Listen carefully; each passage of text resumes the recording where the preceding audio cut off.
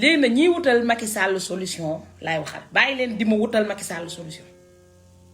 Macky Sall il est coincé xam nga li ñu ne coincé mooy sàcc boo xam te ne xam ne fii am na xaj bu duggee xaj bi da koy màtt mu taxaw ci buntu bi te xaar xaj bi nelaw pour mu dugg sàcc Macky il est coincé bàyyi leen di naan Macky day sàcc élection yi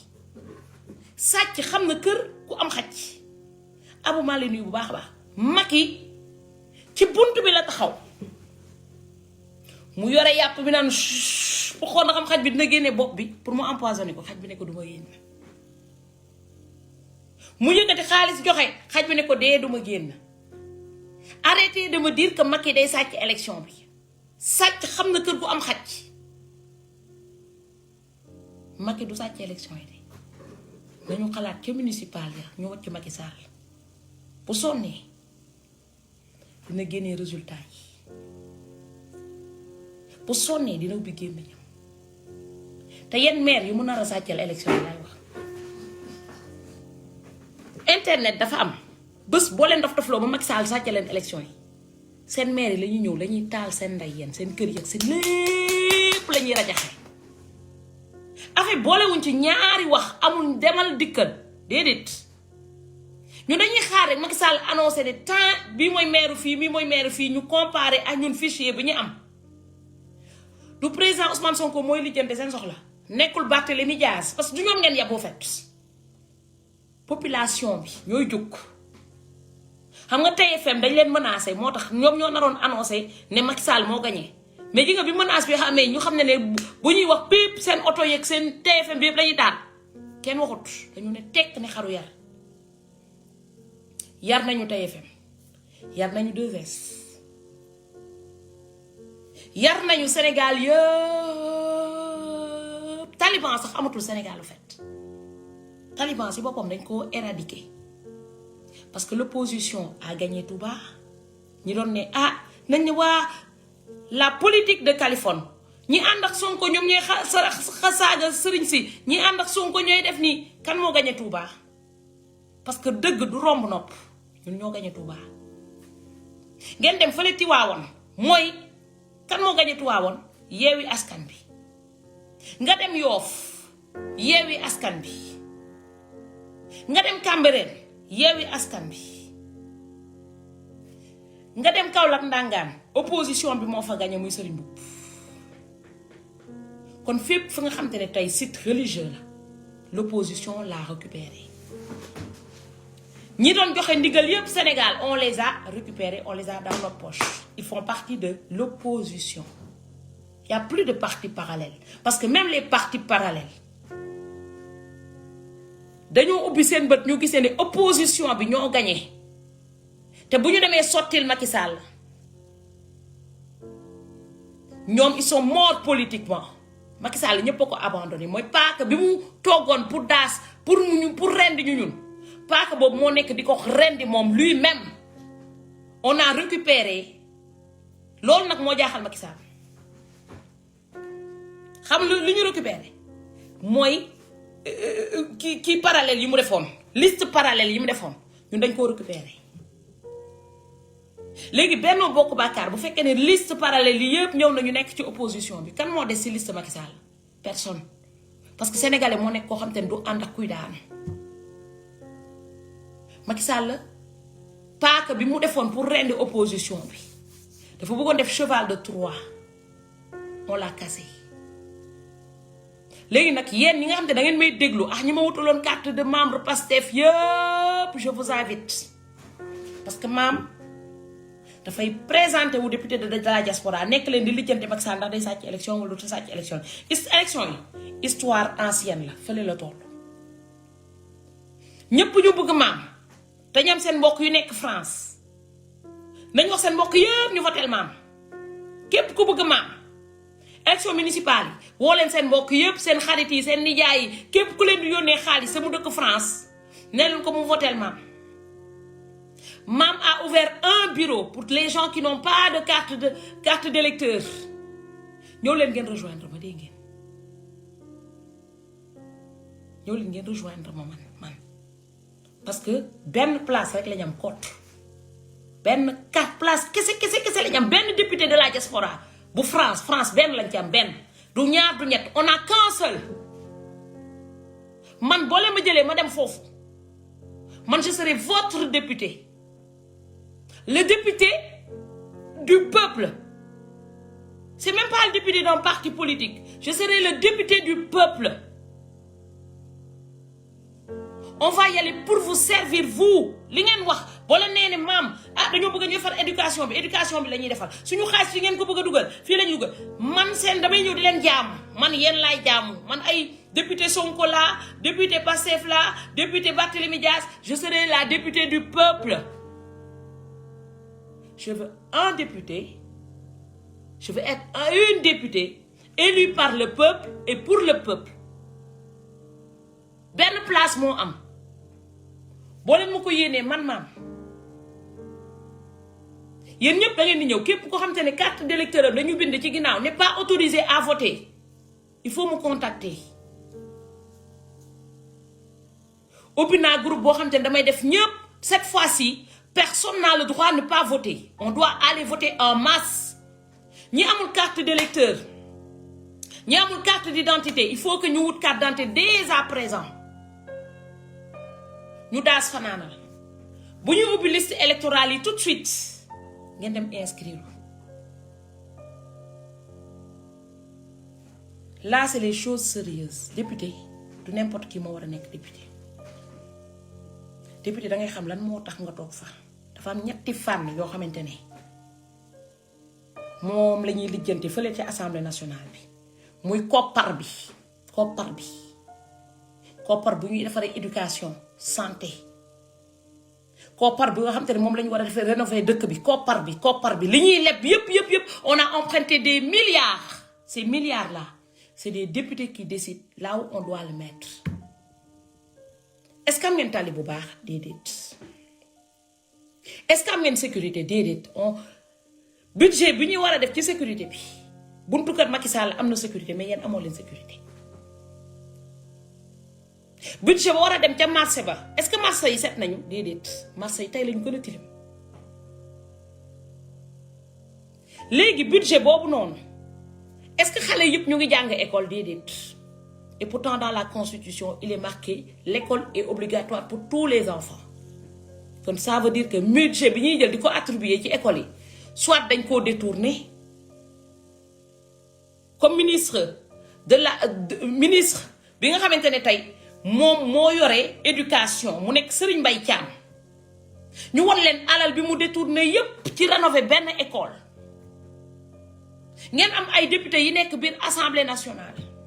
ñuy voter budget bi mais comment tu sais c'est des députés yoo xamante ne ils se sont toujours moqués de nous toujours jamais de respect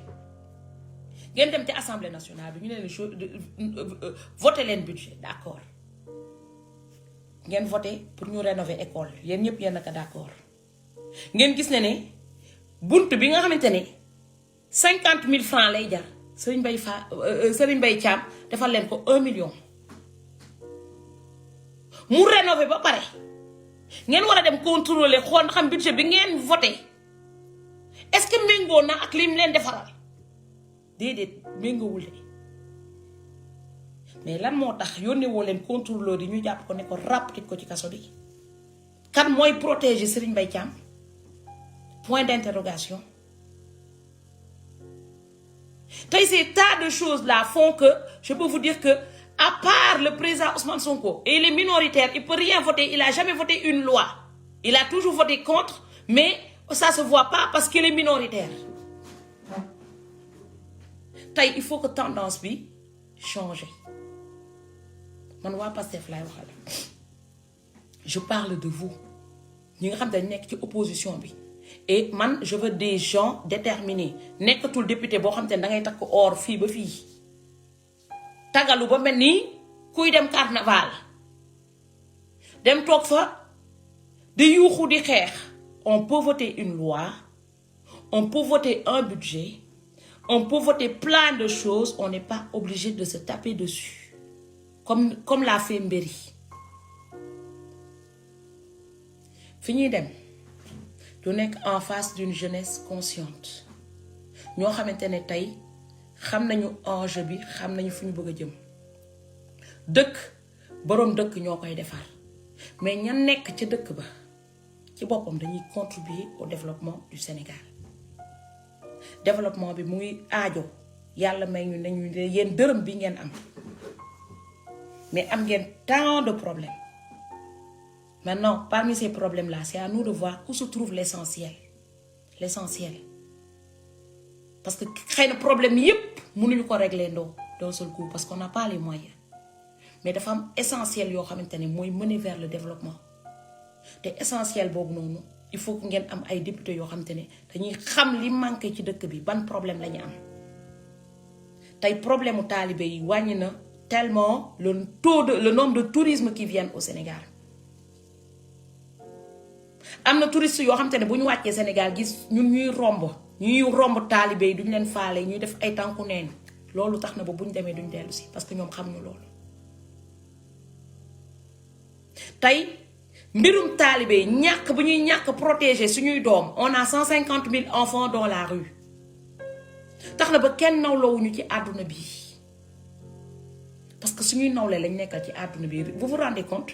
Macron nekk xale bu tuuti am 40 ans dans son pays 0 enfant de la rue ñun suñu président il est né en 1962 am na 60 ans moom xaw ma 65 c'est aux alentours de ça mais am na 60 ans moom Macky Sall il est même pas capable de régler les stricts minimums de problèmes yi nga école xale c'est la chose la plus facile à régler dans une ville xale yëpp dem école moo nekk li gën a yomb yamul foofu de xale bu ñuy dem école dañu war a lekk tous les secteurs leen bu baax a baax aujourd'hui j'appelle donc parce que am na ay école privée yoo xam te ne dañu am internat léegi parce que directeur yi dañ doon xool xale yi bu ñu wàccee école ñibbi parents yi duñu am duñu leen di jox ñu añee dañuy jàng si duñu añ ba directeuru école yooyu noonu ils étaient obligés ñu def benn petite cantine scolaire boo xam te ne xale yi dañuy lekk mais xale yëpp chaque enfant ñun mag yi xëy na mën nañu muñ xiif mais xale bu nekk dafa war a lekk ba suur c'est pas avec un ventre creux on va préparer l'avenir de ces enfants-là c'est pas normal que ñun suñuy doom ñuy sous-alimenté Sénégal amul famine de parce que chaque hivernage day taw on a le soleil toute l'année am na ay garab yoo xamante ne on n'a pas besoin de l'arroser et ça peut produire des fruits toute l'année kon ñun lan moo tax suñu doom yi di toog duñu am lu ñu lekk je me pose la question on a le soleil toute l'année ça veut dire que si on met des œufs dehors on va avoir des œufs toute l'année est-ce que nos enfants ont le droit de rester sans manger à leur faim déedéet on n'a pas le droit man sama jardin bi ni muy tàngee ni mu seddee nii instant bii bu ma fi tegoon ginaar du nen yu bari parce que hiver bi du nen yu bari mais yéen da ngeen am chaleur toute l'année kon day nen toute l'année yéen waroon ngeen mën a am nen bay jaay nen dans le monde entier parce que vous avez le soleil toute l'année est-ce que seen doom yi war nañu xiif ak nen lan lañ ci mën a def mën nga def omelette mën nga def œuf dur mën nga def œuf fauché tu peux faire plein de choses avec les œufs kon lan moo tax suñu doom yi ñuy dem di tàllal loxo ñun ñëpp ñoo am droit seen doom yi di tàllal loxo ba mu des ñun parce que fu suñu loxo doom yi tàllalee loxo dafa mel ni ne ñun dañoo mëtadi c'est le moment ñu won tubaab yi ni ñun mëtadi wuñu tey fii France benn député de la diaspora moo am waa APR ñoo ko moom buñ leen ëpp fulla buñ leen ëpp fayda législative yi ñuy def benn député bi nga xamante ne moom moo nekk fii da ngeen war a sot boog sot leen surtout man maa ngi wax solidarité féminine vous les femmes venez solidarité féminine parce que li ñu metti ñu di ko ñaxtu ba ñu am ay 20 000 personnes yoo xamante ne ñoo ñuy suivre ci réseaux sociaux yi ñaxtuwuñu pour wax ni demal toog nga def lu la neex déedéet. Touré Seck nee na on a droit à 2 moi j'en connais qu'un seul c'est celui qui est de APR j'en connais qu'un seul si on a droit à 2 tant mieux mais moi j'en connais qu'un seul bi nekk APR deuxième bi peut-être am na mais man j'ai vu qu'un seul mooy bi nekk APR n'empêche tant mieux si on a droit à 2 les 2 on va pas le laisser pour Macky Sall on va prendre 2 yëpp bu fekkee ne Touré Seck dina am na 2 on va prendre tous les 2 pour nous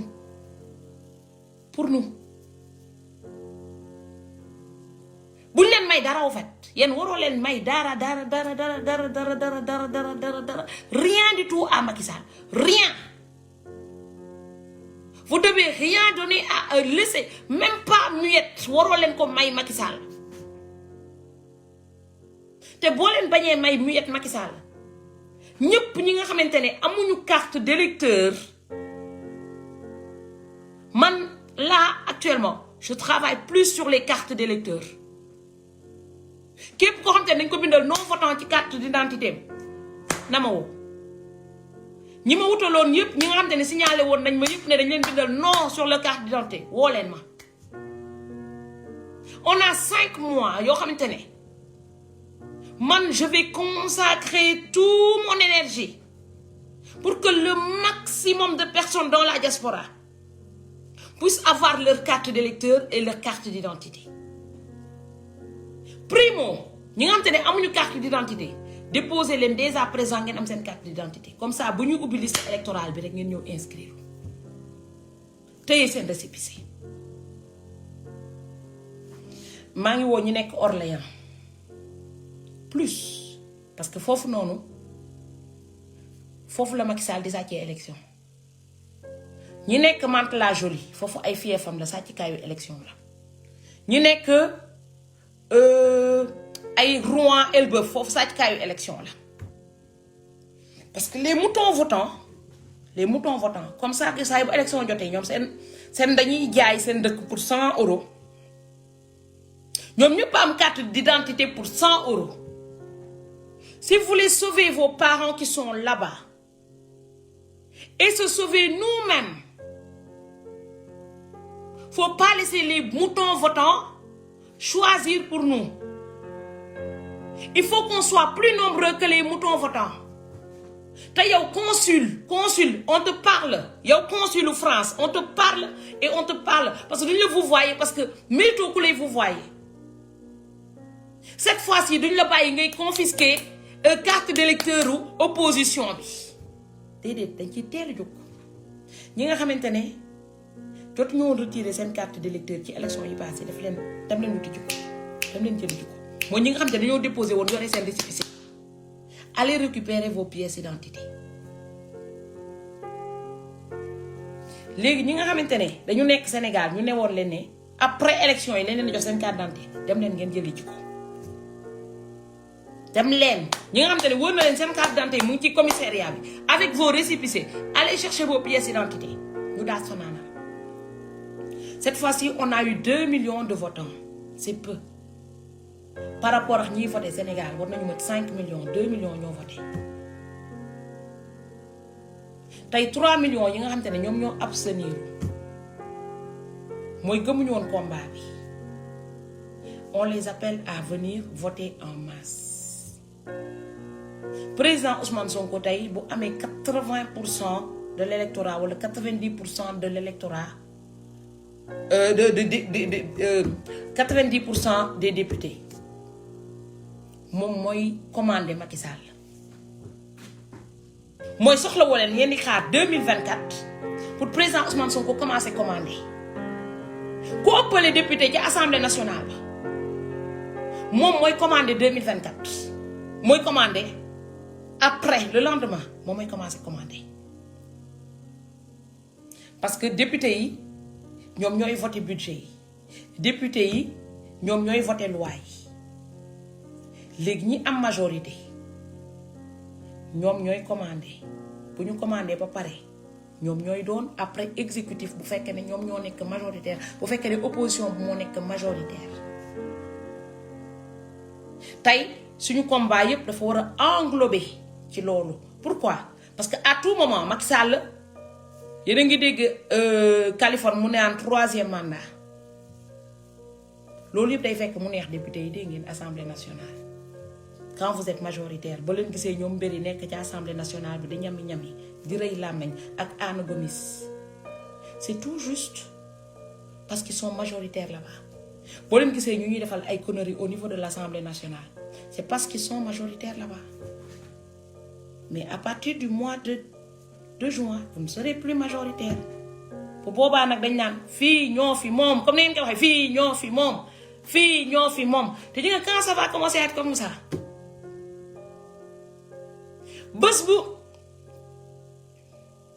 bés bu commencé nekk loolu ay chèque bi bàyyi leen di naan ça va être compliqué ça va yéen Macky Sall yéen a yor seen carte d'électeur yéen folli ngeen ay maire carte yu folli ay maire mooy fal ay député dégg ngeen carte yi fal ay maire mooy fal ay député. Arrêtez de dire ceci ou cela monsieur Machette folli nañ ko perte na ca commune am tey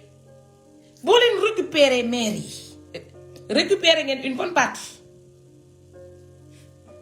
Arrêtez d'être pessimiste. Macky Sall dafa xam ne on est pessimiste et quand vous êtes pessimiste vous rendez fort Macky Sall mais si vous êtes déterminé Macky Sall da ngeen koy nokk da ngeen koy dóor tu ci mën dara tout ça dépend de vous. Le dernier mot revient aux Sénégalais. Macky Sall c'est une personne comme tout un chacun. Macky Sall du yàlla du yonent nit la boo leen ko bëggee jox place su yàlla yéenay gëm di yàlla. Sénégal bu tilimee ba mel ni mu mel yan baal ma de ci ñun la ñu ñoo jël assemblée nationale dem dénk ko ku tudd Farba Ngom ñun ñoo jëm assemblée nationale dem dénk ko ku tudd nu mu tuddati monsieur Machette Mbéri Silla ñun ñoo dem jël assemblée nationale dem dénk ko majoritairement waa PDS mu bëri ay vendus c'est des gens vendus ana Omar Sarr mu ngi ci ñoom.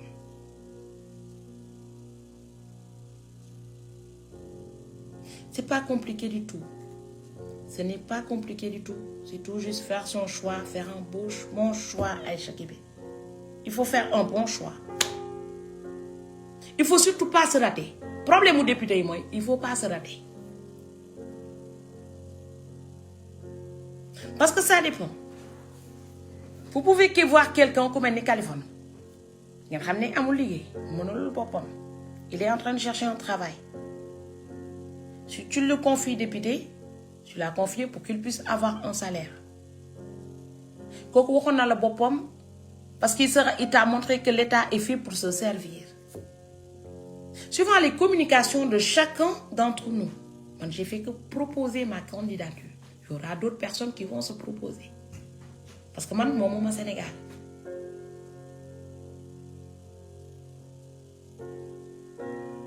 Merci beaucoup, Boubacar Ndiaye. Man moomuma Sénégal.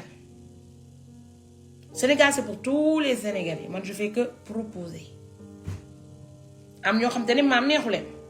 Am ñoo xam te ne diw moo leen gën a neex. Mais j'espère avoir la majorité. Parce que man gis naa ne am naa fa sama place. Te li ma yuuxu ak li ma métti ak li leen métti. Je pense que war naa ko mën a yuuxu foofu noonu ci Assemblée nationale bi.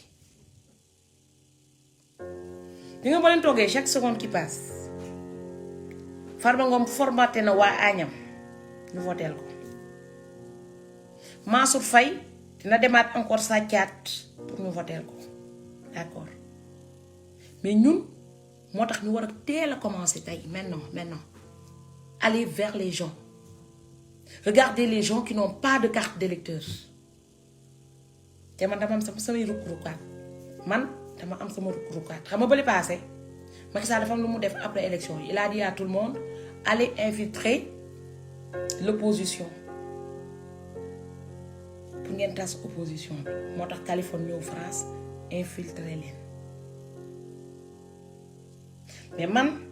balaa may wax ak yéen nii man j'ai 5 numéros yoo xamante ni dugalal naa ko waa APR ci seen panel yi un peu partout pour l'instant rek mun naa ne am na 200 personnes yoo xamante ne yóbbu naa ko ci APR pour ñu defal leen seen carte d'électeur comme s'ils votaient pour Macky ñooñu tey ñi ci gën a bëri seen carte yaa ngi nekk en cours parce que am na rukk-rukkaat yi ñuy defaree carte yi ñoom waa APR ku ci nekk parce que tey Macky Sall dafa soxla ay éléments il a besoin d'éléments et tout le monde veut lui ramener du monde léegi suivant ces éléments là Macky bandi wéyee maam ku ci nekk dugalal naa la ay nit yoo xam te ne c'est sûr que di nga leen jox carte di nga leen jox carte d'électeur Macky dina joxe carte d'électeur yi de man léegi dama koy commandité à distance lii dama ko préparé woon dama doon xaar ñu génn ci municipal yi man ma def samay élément jëmale fële man dama am jot j'ai le temps de Macky Sall parce que man liggéey boo xam te ne 2 jours par semaine rek laay liggéey am temps wu lu jënte ñi amul carte d'électeur ku ci nekk xam naa ban groupe Macky Sall laa lay dugal pour nga am sa carte d'électeur ku ci nekk xam naa fi mu lay dugal yéen ñëpp di ngeen am seen carte d'électeur ku jaar ci man maam di nga am sa carte d'électeur te tàggay la maa leen yu baax xaw ma kande mais ku jaar ci man di nga am sama carte d'électeur ndax man am naa rukk-rukkaat yi Macky day defar seen carte d'électeur par la force yi nga rukk-rukkaat yooyu noonu ça a beaucoup joué ci élection yii ñu jàll parce que y a eu beaucoup de groupes de panel de APR yoo xam te ne dama fa glisser ay nit ne leen dem leen ngeen wax fa ngeen bokk ñu fa leen seen carte d'électeur tey banlieue bi am na ñu bëri ñoo xam te ne non chéri maa ngi nuyu bu baax noonu laa leen glissé ñu am seen carte d'électeur te rukk-rukkaat yooyu noonu fa laay jaaraat encore ñoom ñëpp ñu am seen carte d'électeur moo tax Macky Sall il était rassuré au fait il pensait que tous les gens qu'il a remis leur carte d'électeur c'était pour eux bi yoon dama koy bafawaat encore parce que xam naa ko dafa baax yenn saa yi nga am rukk-rukkaat yooyu noonu am fay xarit yenn saa yi am na ay xarit yoo xam te ils sont tellement intégrés dans APR. Aïcha je vais m'en occuper dinaa la dugal xoola dangay jaar rek rukk-rukkaat yi laa lay dugal di nga rukk-rukkaat yi ba ma la intégré ci rukk-rukkaat yi danga naan patt rek parce que rukk-rukkaatu APR yi boo fa duggee forcé ñoom ñoo lay defal sa carte d'électeur doo sax xoola boo ñëwee yooyu ay njëkk am ñeneen ñi parce que rukk-rukkaat yi boo fa jaaree dañ naan tout de suite xaañ defaral la parce que bu ñu la defaree yow du ngi leen foteel le mot d'ordre mooy xam naa fi ma leen di dugal loolu nag dama ko wax loolu dama koy def étape par étape dispatché nag ñëpp ñu may suivre je vous invite nga dem wuti ji Telegram man dama xam ne ñuy nokkee Macky Sall étape par étape ndànk-ndànk lañ koy def ndànk-ndànk tout doucement il faut savoir glisser les choses Macky di ngeen ko dóor ci diaspora bi fii France ba du gis dara vous allez le taper mais Macky ñun ñooy dugal 1000 milliards au Sénégal et tu ne le respectes pas par la force Macky dinañu respecter ñun ñooy dugal 1000 milliards di ko yóbbu Sénégal yéen xam ngeen seen député de la diaspora yéen ñi ngeen am man moom lu leen di woowee corbillard mooy oto boobu di yóbbu niiw yi moo nekk seen député de la diaspora yi c'est tous des corbillards dañuy xaar ngeen dee ñu yóbbu corps bi Mame Diarra Fam corbillard la député bi nekk fii corbillard la vous êtes des corbillards ça tombe bien même corbillard yi d'habitude day ñuul yéen député de la diaspora yi ay corbillards ngeen dangeen xaar rek ñu dee ngeen yóbbu ñu wax leen ma lan lañ leen proposé qu'est-ce qu'ils vous ont proposé les députés de la diaspora des députés de la diaspora qui ne parlent même pas avec le peuple Les députés de la diaspora qui n'ont même pas de chaîne télé. Dans le monde où tout le monde a une chaîne, qui ne communique pas. Si nous étudiants, bala doom maa leen nuyu bu baax ba suñu étudiants yi corbillard laa leen tuddee Lamine Sané Zamate ay corbillard la ñu étudiants yi xamuñu sax lan mooy député de la diaspora